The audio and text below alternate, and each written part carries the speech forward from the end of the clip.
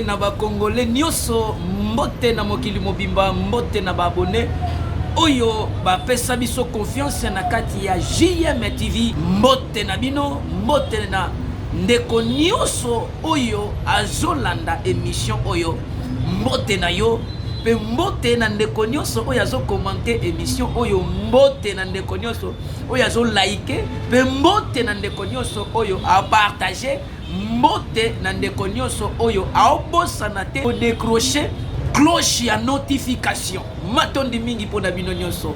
Lelo tokolobela perquisition na ferme ya Joseph Kabila Kabange kuna na Kashamanta. Kashamanta, ferme ya Joseph Kabila Kabange na Okatanga. Plus de 200 gardes républicaines bakiti sur le terrain na Kashamanta kuna na Okatanga na bamituka. Na moma otolo baboye, ferme ya Kashamanta eza encerclé na ba gardes républicaines. Nini ezoleka, nini ezoleka tokoye bango na esika o. Yani bale tokolobela di nouveau na vie ministre de la justice et garde des sceaux Constant Mutamba empoisonné du niveau. Du nouveau empoisonné. Qu'est-ce qui se passe dans la justice congolaise? Balingini ni pona jeune. Ils ne veulent pas que les jeunes progressent. Alors après comparution na ye na justice, akene ko samba ko zonga, ba proche ba révéler que aza du nouveau empoisonné. Qu'est-ce qui ne va pas? Tokoye bango na esika o. Joa Ministry TV. Ba signaler biso que ferme ya Joseph Kabila Kabange kuna na ya Kashamanta o babenga Kashamanta neti kingakati. Siko yango eza Kashamanta. Eza encerclé na 200 éléments ya garde républicaine. L'unité spéciale chargée de la sécurité du président de la République ont investi ce lundi 14 juillet 2025 la ferme de Kashamanta appartenant à l'ancien chef de l'État Joseph Kabila dans la province du Haut-Katanga. Voilà. C'est depuis lundi le 14 juillet 2025 au Yowapi près de 200 éléments ya garde républicaine, c'est-à-dire l'unité spéciale chargée de la sécurité du président de la République. Bakiti na kati ya Kashamanta. Ferme ya Joseph Kabila oyo eza na Okatanga. Mais kingakati eza awa na Kinshasa. 200 soldats ya garde républicaine oyo basiraka sécurité ya président de la République. Bakiti na Kashamanta. Affaire ango eza nini? Tokoye bango na esika o. D'après Timothée Mbuya azanan. Timothée Mbuya azali activiste pe directeur exécutif de l'association JICIA ASBL. Alobi boye. Ces éléments sont arrivés à bord d'une vingtaine de jeeps et de camions. Ba éléments wana selon Timothée Mbuya. Alobi ba éléments wana ba kitaki na plus de vingtaine de jeeps ainsi que naba camion bakiteli Kashamanta ferme ya Joseph Kabila Kabange. Nini ele kuna moment otolo baboye ferme ya Joseph Kabila Kabange na Kashamanta eza encerclé. Alors il faut savoir que ce qui ba élément républicain ya garde républicaine bakiti, c'est que ya ça ne va pas. Na tangu bakitaka babanda déjà kolandela makambo yango utakala. C'est que lundi ndezalaki tokita sur terrain pour na opération. Na moment oyo ndenge bakiti na Kashamanta mutu ayebi raison o bakiteli azate. Raison penzana no yebanite. Mais boyeba que ferme ya Joseph Kabila Kabange na Okatanga Kashamanta eza encerclé na moment oyo.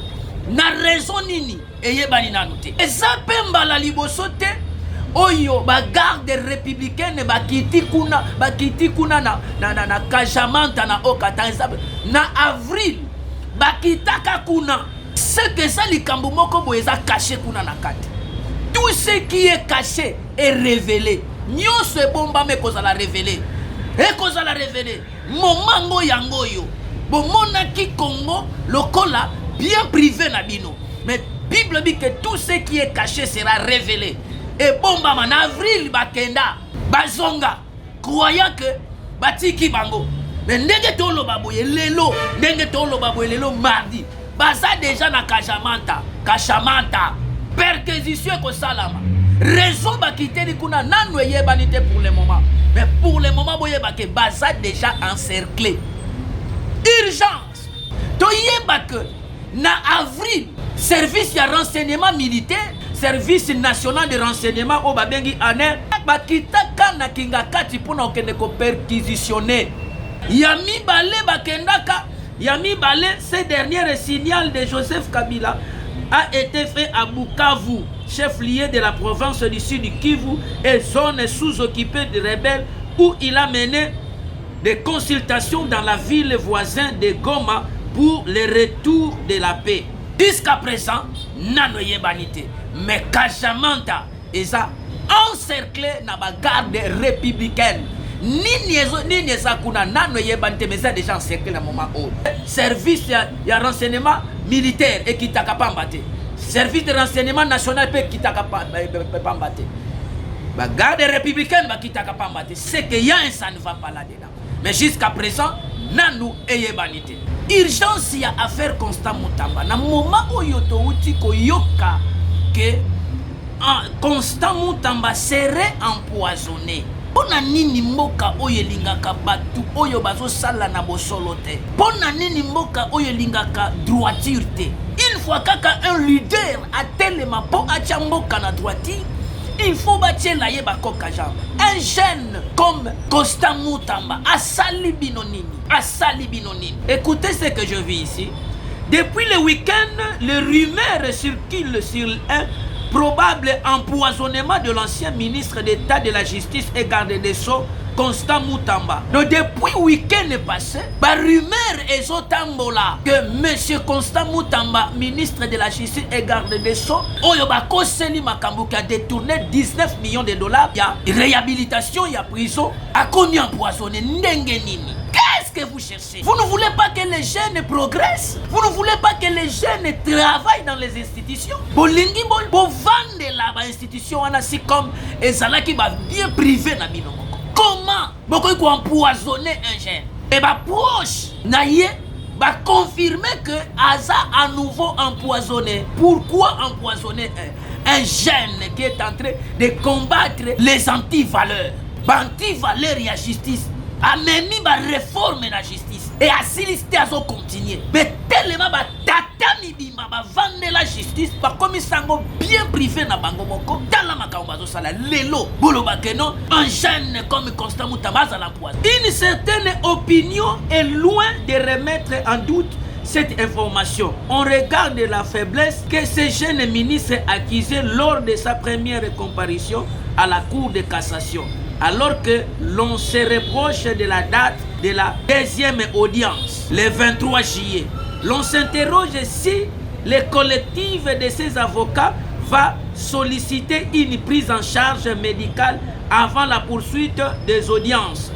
Alors qu'à la mingité, dans aucun devait date oyo, il y a deuxième comparution na la justice pour Samba. Oyo cour de cassation tchaki le 23 juillet. Baso ko révélé que il a été empoisonné de nouveau. Alors to yebité ceux qui avocat bako senga prise en charge pour na ko faire évacuer immédiatement azwa baswe médicaux. Ça c'est que les gens des autorités. Les jours où vous ne serez pas là, qui vont diriger ces pays? Ceux qui bobandi ko buka ba jeune leader. Lobi na tangu bino bokolemba. Banani bako zwa ba bâton de commandement. Au lieu d'encadrer les jeunes, au lieu de protéger les jeunes, au lieu d'orienter les jeunes, vous êtes là pour tuer les jeunes, détruire l'avenir des jeunes congolais. Et les jours où vous serez affaiblis, parce que vous avez éternellement, banani bako remplacer bin, banani bako simba justice, banani bako simba mboko. Nous les jeunes, nous avons besoin de réformes dans tous les niveaux. Et c'est ça le combat de la présidence, c'est-à-dire du président de la République, Félix Antoine Tshisekedi Tshilombo. Aujourd'hui, comment? Il doit être évacué. Si réellement ce rumeur, Esaïa Solo, rumeur ou Esaïa Solo, qu'il a été empoisonné, automatiquement, il faut avoir prise en charge, va évacuer dans mon corps. Akene ko sois soins médicaux, akokufa de soins Constant Mutamba meki ko kufa. Les leaders pour aller subir des conséquences. Ces jeunes ne peuvent pas être tués comme ça, comme une vache, comme un mouton. Non. Merci beaucoup, mesdames et messieurs. C'est par ici que nous bouclons notre émission. Dites-nous ce qui vous s'appelle qui na émission Oyo Bopesa. Merci na. honorable Mbengele, couple Mbengele, oyo wapi bazolanda biso depuis Kinshasa. Mbote na Mama Charlie Kinkela molandi monene ya émission oyo diti nupe ya chaîne JMTV depuis Flat Hotel Meriba. Bo pesa lisusu merci na couple Saka, bo pesa merci na couple Prophète Jefté Matondo oyo wapi depuis Brazzaville azokolanda émission oyo. Mbote na yo arbre de vie, mbote na yo pe bo pesa mbote na couple Elimbizi le DG ya Smart Car. Nzambe ya lola apambola bino pe mbote na babone nyonso oyo baza fidèle na kati ya chaîne oyo JMTV. Nzambe ya lola apambola ba Congolais, nzambe ya lola abikisa bandeko nyonso bazokobela pe nzambe a soutenir mokonzi ya mboka oyo wapi aza ofu et omule ya kobimisa Congo na kati ya libulu oyo bakundaki matondo mingi. Quant à moi, je vous dis, restez toujours branchés sur notre chaîne JMTV, vous ne serez jamais déçus. Ciao.